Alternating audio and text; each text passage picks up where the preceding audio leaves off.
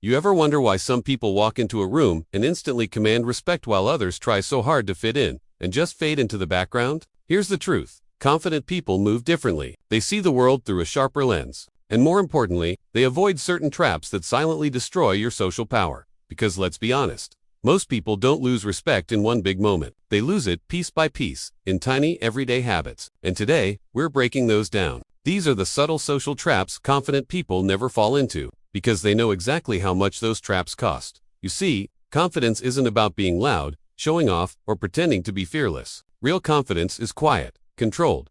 It's that unshakable energy that says, I don't need to prove anything.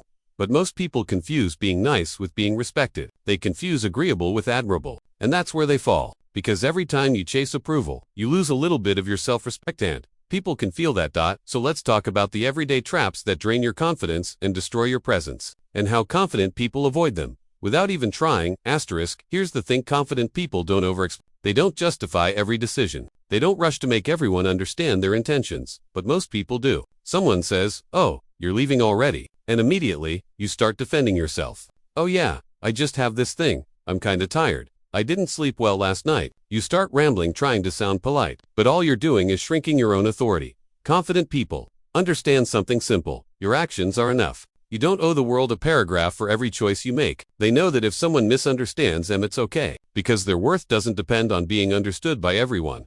Next time you catch yourself over-explaining, stop, say what you mean once, and let silence do the rest. That pause, that calmness, it speaks louder than any excuse ever could. You've probably seen this one. Someone cracks a weak joke at your expense and you laugh. Not because it's funny, but because you don't want to look too serious. But here's what confident people know: not everything deserves your reaction. They don't fake laughter just to smooth over discomfort, because every time you do that, you train people to test your boundaries. Let's be real: how many times have you laughed off something that actually bothered you? A harmless comment, a backhanded joke? You smile, but deep down, it stings. And the other person learns one thing: you'll let it slide. Confident people don't do that. They don't explode. They don't get defensive. They just don't play along. If something crosses a line, they go quiet. Their silence creates tension, and that tension says, I respect myself enough not to laugh at disrespect. You don't need to fake lightness to keep the peace. Sometimes, the most powerful move is no reaction at all. This one's big. Most people apologize out of habit. "Sorry, can I ask a question? Sorry, can you move a bit? Sorry, I just wanted to say." You're not actually sorry. You're just afraid of taking up space. And the more you do it, the smaller you appear. Confident people don't apologize unless it's earned. They're not rude, they're just intentional with their words. When they say sorry, it means something. If you constantly apologize for existing, people subconsciously believe you're beneath them. But when you speak directly without softening everything, create balance. Try replacing sorry with thanks. Instead of "Sorry, I'm late," say "Thanks for waiting."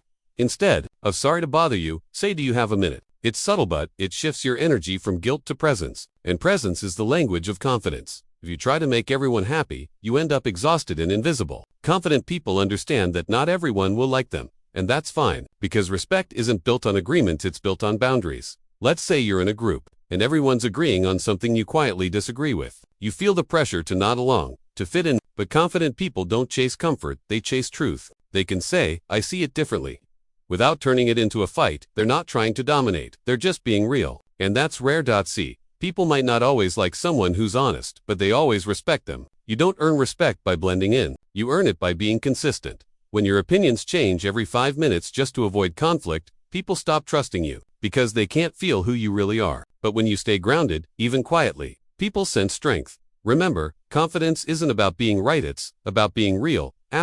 This one is sneaky. You meet someone new, and instantly, you start opening up, sharing personal stories, secrets, struggles, hoping it'll build a bond. But confident people understand timing. They don't dump their life story on someone who hasn't earned that trust yet, because connection built too fast rarely lasts. Oversharing comes from anxiety, not authenticity. It's a way of saying, "Please like me faster."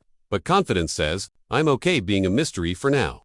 They know real connection grows slowly, through shared energy and consistency. Next time you feel the urge to overshare, pause. Ask yourself, am I doing this because I trust them or because I want them to like me? That question alone will save you from a lot of one-sided relationships. Ever walk into a room and instantly start scanning? Do I look okay? Did they notice I messed up? Are they judging me? That's your ego playing defense. And confident people don't play that game, because when you obsess over how others see you, you stop being you. Confident people focus outward. They listen more than they perform. They know that charisma isn't about being impressive, it's about being present. They walk into a room and give their attention, not beg for it. And ironically, that's what makes people drawn to them. So if you catch yourself spiraling in your head, wondering how you're coming across, shift focus. Ask yourself, what's this person really saying? What can I notice about their energy? That shift turns anxiety into awareness. And awareness breeds confidence. Most people can't handle quiet moments. They rush to fill every pause, every gap in conversation, just to avoid awkwardness. But confident people understand silence is power.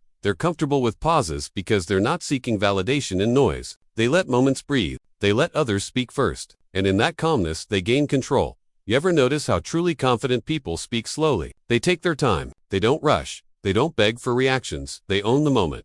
Silence creates weight. It draws people in. It says, I'm not desperate to be heard, I speak when it matters. Try it. Next time you're in a conversation, don't fill every gap. Let it sit. You'll be surprised how much more powerful your presence feels. The truth is, confidence isn't built in the gym or on a stage, it's built in tiny decisions. The way you respond, the way you carry yourself, the way you don't react. Every time you hold your ground instead of every time you stay quiet instead of fake laughing, every time you respect your boundaries instead of apologizing for them, you train the world how to treat you. Confidence isn't about being fearless. It's about being calm in the face of pressure. It's the quiet strength that says, I'm not here to prove myself. I'm here to be myself. And when you move with that energy, people can't help but respect it. So, what's the takeaway? Stop chasing approval, chase alignment. Don't speak to be liked, speak to be heard. And never sacrifice self-respect for temporary comfort.